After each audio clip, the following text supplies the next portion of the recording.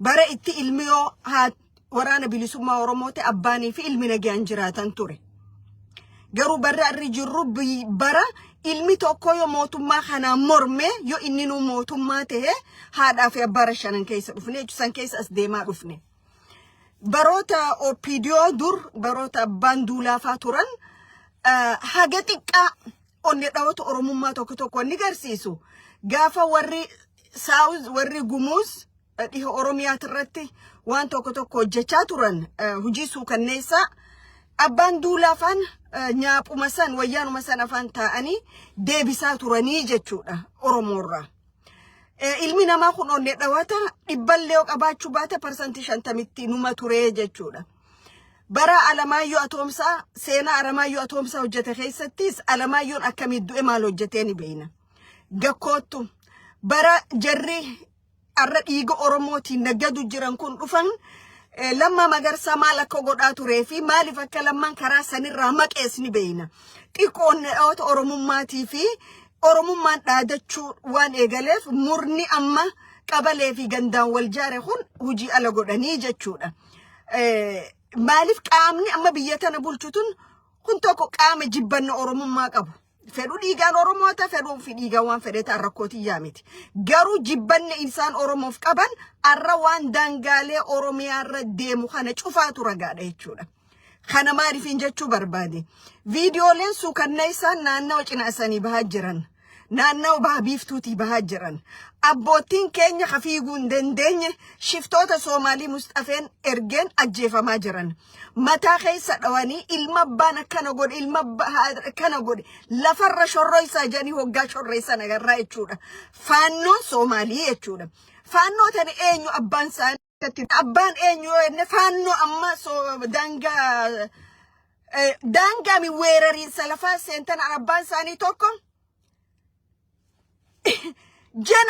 jeneraala jechuun ka daangaa tiisu nage ummata isaanii tiisu jechuudha. Garuu jeneraalonni Oromoodha arra warri daangaa irratti Oromoo ficcisiisaa jiru warra jeneraalota Oromoo ifiin jedhan hattoota cubbamtoota warra waan nyaatu malee waan yaaduun qabne warra fageessee hin laalle warra akka Geetaachoo Guddinaa Birhaanuu Juulaafaatu Oromoo ficcisiisaa jira jechuudha.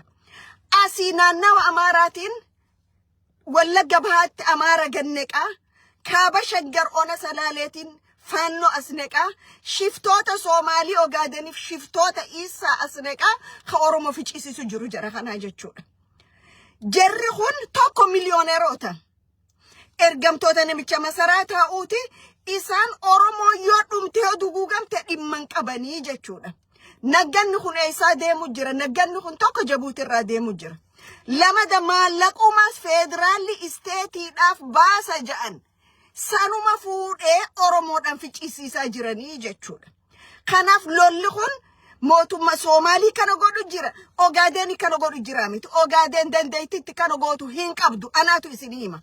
Anaa jala muree isin hima. Ogaaden gaafa lola Ziyaad Barre harka dhibbarraa 40 warri lola san seena gaggeessaa ture Ogaaden turan.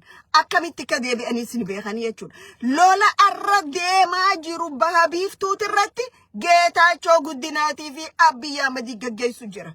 Oromiyaa baharratti. Dhugaan jiru kana jechuudha. Dhugaan jiru kana. Namichi itti dahninnati yookaan damee tikaa naannawa Gursum eenyu inni dhalataa Soomaalii an Oromoodha jechi ta'a obboleettiinsaa bulchiinsa kililii 5 keessa teessi warri Oromoo sarkilii keessa galfatee fixaa jiru warra kanaa jechuudha. Arraga amma duratti jarri kun qaban Oromoo qaama saalaarraa muran isin garsiisan. Oromoo ajjeesanii lafarra shorroysanii isin garsiisan. Arra manguddoo Oromoo gubbaa dhaabbatee rasaasa mataa facaase miila haadaanidhanii shorra isaa waliin jechaa turanii jechuudha. Akkamitti Oromummaa waliin himachuu deemna? Akkamitti nuti Oromoodhaa waliin jechuu deemna? Baabiiftuu keessa jeneraalli tokkolleen hin jiru. Akka sila Haayiluu Gonfaatti gaangistaroota jaarratee waa godhu tokkolleen hin jiru jechuudha.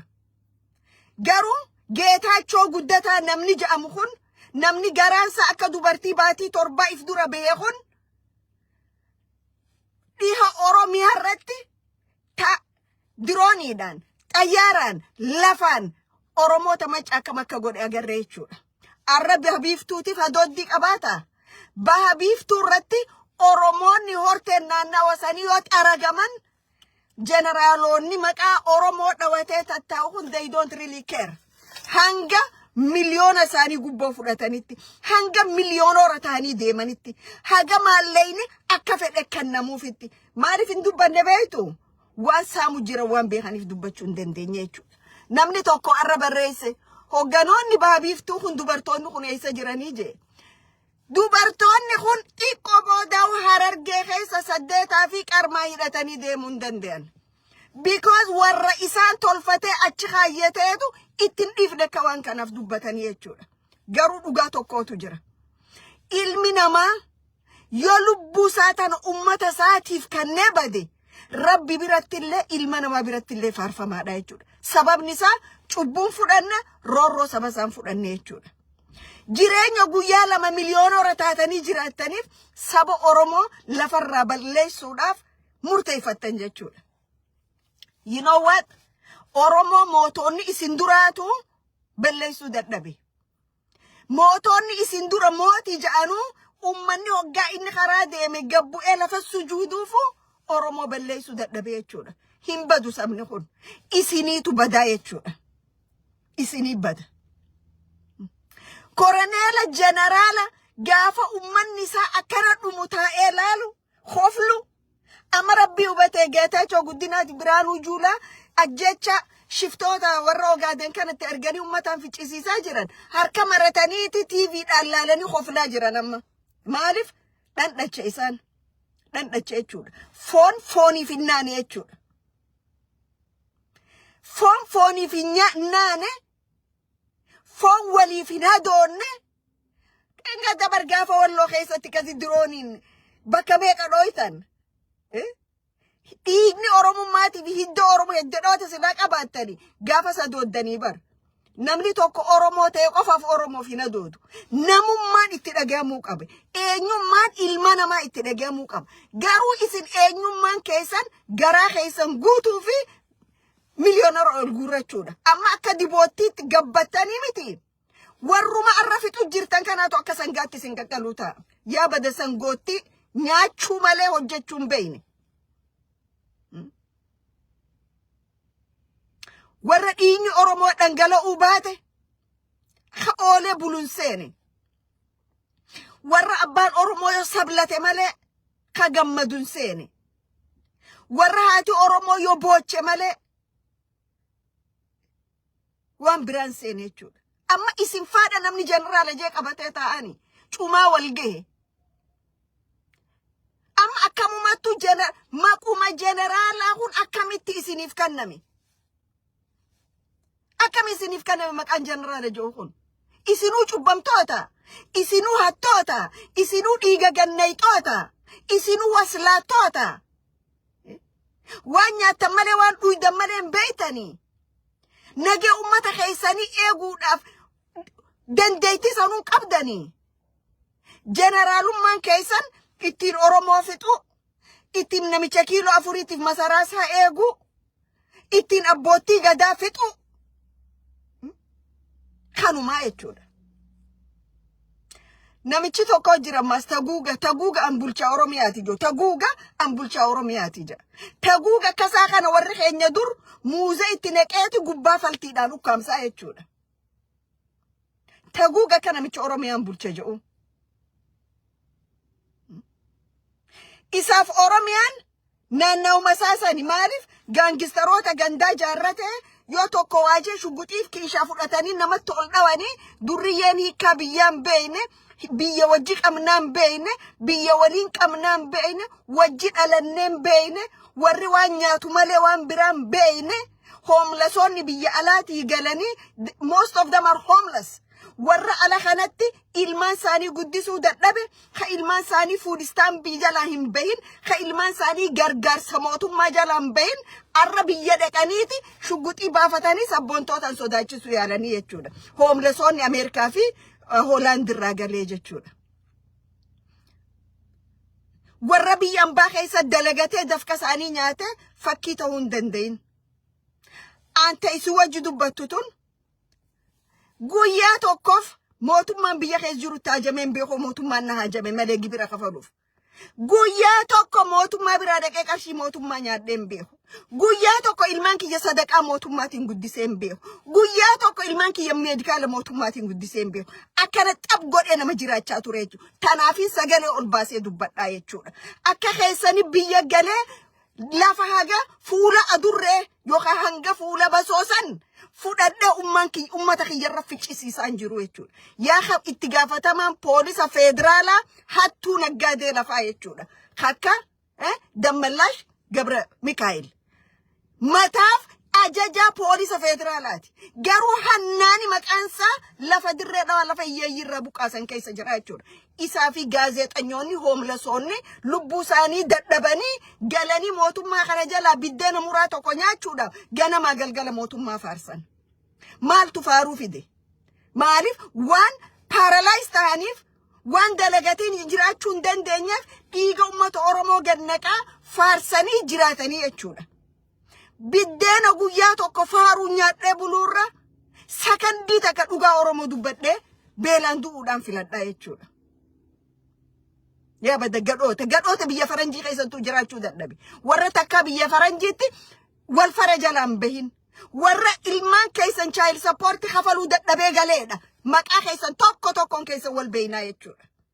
Arra dhiiree fi jetteeti miidiyaa biyya isaanii irra teesse arraba nama haqachuu barbaaddaa jechuudha. Lafa hiyyeessaa irraa fudhattee lafa hiyyeessaa maqaan kee keessa jiru. Ba'aa uummata Oromoo taatan. Kanaaf ammallee kaniin jo ajjechaan baha biiftuu irra deemu jirtu. Ajjechaan ona jaarsoo irra deemaa jirtu. Saamamiinsi lafaa ka deemaa jiru. Naggada kotorobandii mootummaan Abiy Ahmed namichi finja'uu fi jeneraalonni isaa yakka kana isaaniitu baha biiftuu irra gaggeessaa jira. Mustafeen humna qabaateetii miti. Shiftoonni Ogaadeen humna qabaataniitii miti. Green lightiin bakka irraa kan namtee qabdi jechuudha. Amma mee jeneraalota baktii kana maaliin yaadanne yoo isaan du'an? Bara dargiitillee jeneraalota du'an san way barbakka kanaatti weerartuu Somaalee dhawe barbakka kanaa daangaa kabachiiseen kanneen warra garaan keessi cumaa kana akka Geetaachoo Guddataatiif akka Biraanuu Juulaa kana maaliin yaadachuu ta'a Oromoon? Warra lafa gurgure, warra saba gane, warra biyya gane, warra daangaa maallaqaan sharafate enne yaadachuu deemna jechuudha. Kagaraa nama nyaatu maqaan isaanii maqaa Oromoo. Wanni isaan godhan waan farra Oromooti jechuudha. Taan taatu tagartee Oromiyaan bulcheetu takka shimeetuun qabrii haadhasiiti babbaa isaaniitu gurgurachaa jiran. Lafti tuulama baabbush huttee hin jirtu. Taan Dubaay fudhate, taan kaan fudhate, waan biraa dhabanii qabrii warri isaaniitti awwaalame gurgurachaa jiran. Lafti gammaaf ta'e eenyu? Lafa bahaa tana baha biiftuuti. Lafti Baalee huttee duuzi gurra isin calaw. Lafti hafteetam imma lafa baha biiftuuti.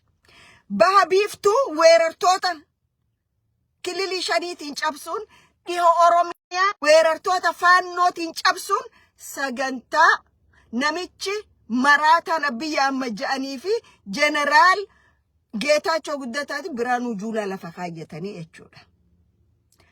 Ani guyyaa tokko dhugaa Oromoo dubbadde addunyaa tanarraa galu. Nama dhugaa Oromoo nyaatee bara shan jiraatu nan godhin. Nama dhugaa Oromoo dubbate sakandii takka jiraachuudhaan filadhaa jechuudha addunyaa tanarratti. Maaliif sabni Oromoo ja'an ni jiraata. Angaruu namni ni du'al duraa fi duuba. Dhugaa Oromoo ukkaamsee deemuun barbaadu. Garuu Generaaltichi Geetaachoo Guddataa faan dhugaa Oromoo liqimsanii dhiiga Oromoo dhuganii garaan baasanii lafa Oromoo gurguratanii baankii guuttatanii jireenya hagam takka jiraatta. Mee isiniin gaafadha. Jeneraalota Oromoo wanni ifiin jettu holkoleen biyya keessaa tun hagam takka addunyaa tanarra jiraattan. ilmi namaa addunyaa tanarra jiraachuuf sagantaan baafatu. Haguma rabbiin isa jiraachisa jiraata. Garuu ummata Oromoo akkana gootanii hangam jiraachuu deemtan.